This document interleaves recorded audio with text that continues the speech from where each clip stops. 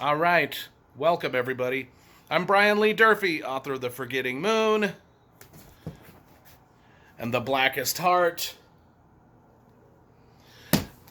and The Lonesome Crown, all published by Simon & Schuster Saga Press. This video today, I'm gonna discuss with you how I went from being the worst writer on the planet, verifiably the worst writer on the planet, to an elite writer that has massive, huge, epic fantasy novels published by Saga Press, Simon and Schuster, arguably the largest publishing company in the world, right? How did this happen? How did I go from being the worst to someone who could compete on an elite level with the likes of George R. R. Martin, Robert Jordan, Brandon Sanderson, Tad Williams, Patrick Rothfuss, every other major fantasy writer you know? How did that happen? How did somebody like me, a dude who spent his life cleaning carpets, a dude who spent his life as a prison guard, how did I go from being the worst writer to one of the best? It only took me 20 years. It only took me 20 years, folks. It was not an easy journey. Let me tell you how this all started. If you've watched some of my other videos, you know that I dreamed of being a writer ever since I read The Sword of Shannara when I was a kid, but I never really did anything about it. I procrastinated. In fact, what I did was I got really good at artwork, and I figured, well, that's my calling. I'm going to be an artist. You can see I got some of my paintings behind me here. That's a wildlife painting I did. That's a painting I did for Dungeons and Dragons game. That's a painting of an Oakland Raider guy I did for Topps Trading Cards. I mean, I when I was in college, I was making money as an illustrator, as a gallery artist. I was selling wildlife paintings like this out of the galleries in Jackson Hole and Scottsdale, Arizona. I was doing Magic the Gathering cards and selling paintings like this to Dungeons and Dragons. I was doing pretty well. And I kind of put my dreams of being a writer on the back burner. In fact, I didn't write nothing. I never wrote nothing. I got into my late 20s after college, and into my late 20s, I hadn't written jack squat nothing. But I wanted to get some things published, and I thought, well, my inroad to being published is through illustrations. There was a book that came out in the late 90s that really inspired me called Dinotopia by James Gurney. I don't know if any of you remember that, but it was just a big, huge, massively illustrated book about dinosaurs, and I thought it was fantastic. And it had a great story with a lot of badass paintings, and I said, I think I can do that. I think I can do something similar to that. So I put together a proposal, a book proposal. I put together a portfolio of all my best paintings, and I submitted it to a New York literary agent named Russell Galen.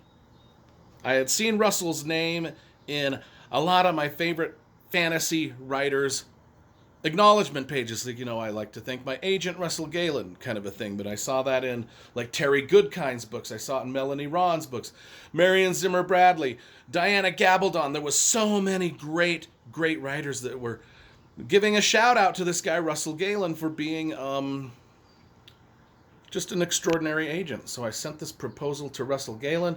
I wanted to write and illustrate a series of books about King Arthur and a series of books about Robin Hood that would be a lot like Dinotopia, where it would be just magnificent paintings like this. But instead of dinosaurs, it would be like King Arthur and Robin Hood. And Russell Galen got my proposal, and he called me back. Again, I was just straight out of college when this happened. He called me and he said, "Man, I love your proposal. I think this would be a great thing that we could do these books. And however, under no circumstance will you write these books. You can illustrate them, but we're going to find a professional writer to write them." He's like, "Because in your proposal, in your cover letter, just in the stuff that you wrote to me, the 2-page proposal you gave to me, I can tell you are not a very good writer." Now, he said that. He said, "We'll find somebody else to write these. You'll be the illustrator. We'll find another writer. Because you're not a good writer. You're a bad writer. There's no chance in hell you're going to write these books."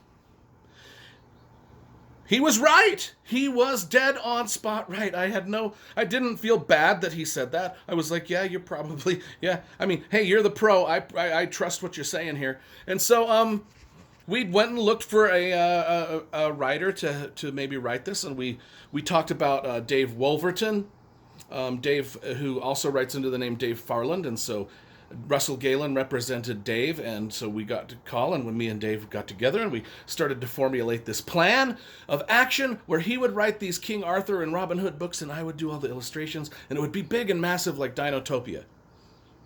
And I was cool with it. I understood that I was not capable of writing these things. In fact, one of the top literary agents in the world just told me I was not a good writer. Sorry if I'm shaking a lot. The professionalism of these videos is about like the way I wrote back in the day, which is awful, awful, awful. So sorry for the shaking, but I lost my, the stand that I used to hold my camera is broken, so I'm using my hand. So anyway, plus I wanted to show these paintings in the background. So where do we go from here? Well, Russell Galen put together these proposals. He tried to get us a book deal with a lot of different publishers. No publishers were really interested at the time in big illustrated stories about King Arthur or Robin Hood. So the proposal sort of fizzled out. Nothing ever happened, and which is good. I'm actually glad that he did not get us a book deal, because that would have been a massive amount of painting and work and labor intensive. And I don't know, at that age, at that young age, in my late 20s, right out of college, I don't know if I would have been up for it. So it was a good thing it kind of went away. But what happened was, I always remembered what he said. And not only that, but Dave Wolverton also told me, because I told Dave, I was like, Russell Galen, he's like, there's no way you're going to write it, Durfee. You're not a good writer. No way.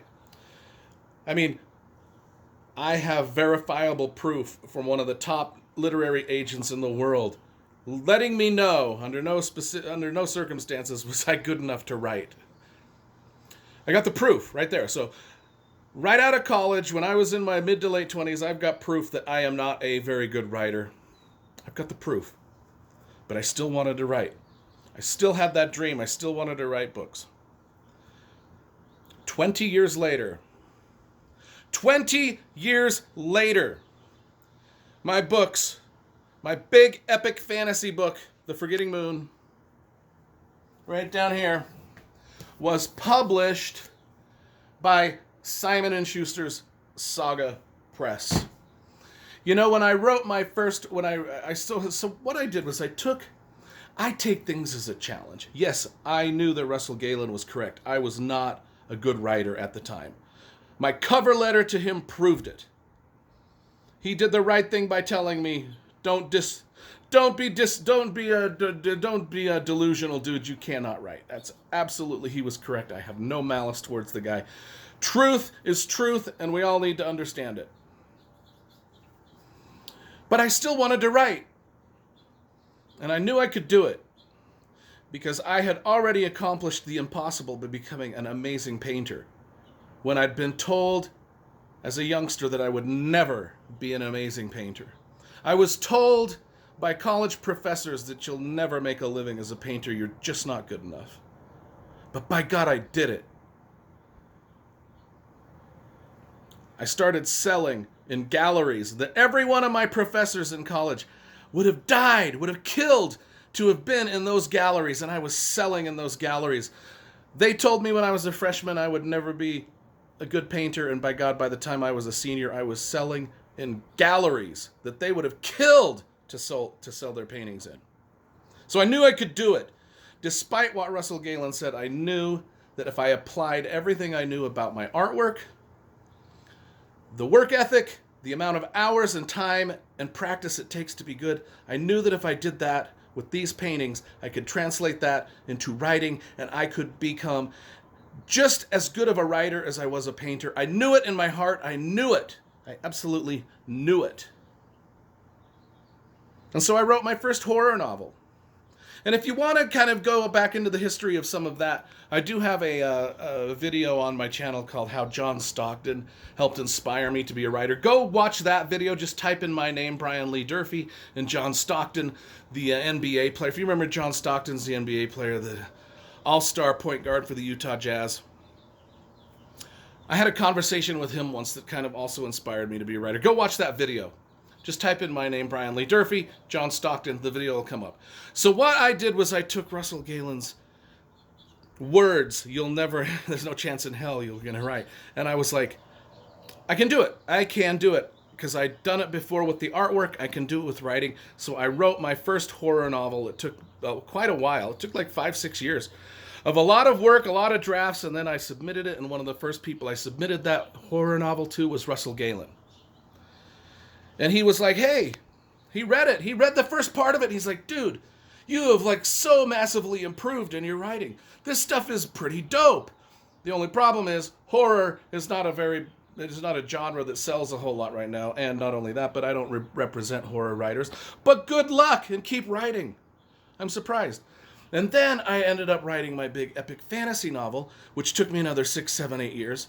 And then I have submitted it again to a bunch of different agents. Now, I've got a lot of videos, folks, about my journey to submitting to agents. So just type in my name into YouTube, Brian Lee Durfee, literary agents. There's going to be a ton of videos where I explain how I got the literary agent that I got, this, that, and the other. Anyway, Russell Galen took a look at my fantasy novel, and he's like, dude, you are getting so close. You're getting so close.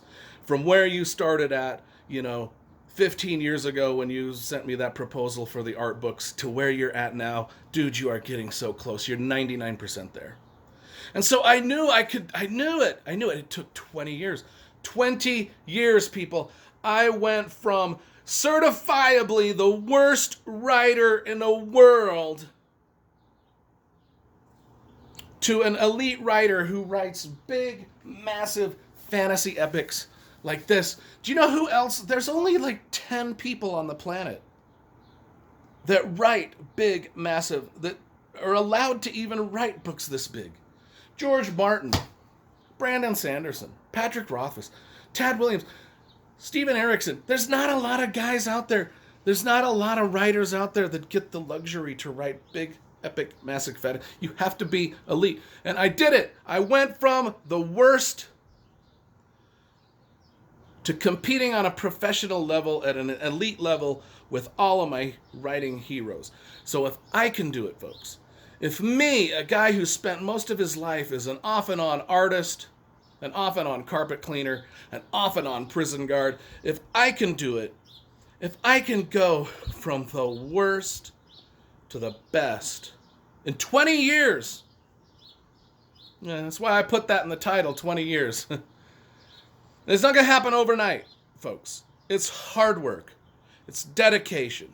It's a lot of hours spent alone. It's a lot of social engagements canceled because you'd rather be home writing. It's a lot of that. It's a lot of sacrifice. But it can happen. And now I get to say, I beat the odds twice. First with my art when I was in college, and then with my books. I keep bending over to get these things. Should have brought a shelf. This video was unplanned. This video was unplanned. Look at that, folks. 20 years from the worst writer in the world to one of the top writers in the world. And I take pride in that. If I can do it, you can do it.